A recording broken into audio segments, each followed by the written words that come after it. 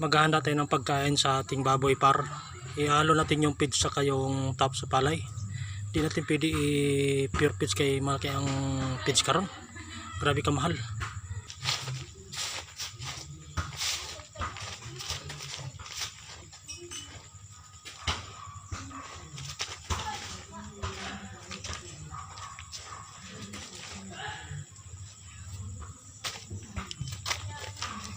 Yun para 25 kilos yung top sa palay, then 10 kilos sa feeds kana bitong Growix par kay nasa 70 kilos naman gud mo na mug anay ba muna nga yan rin pwede pure feeds par kay mahal kay ang feeds.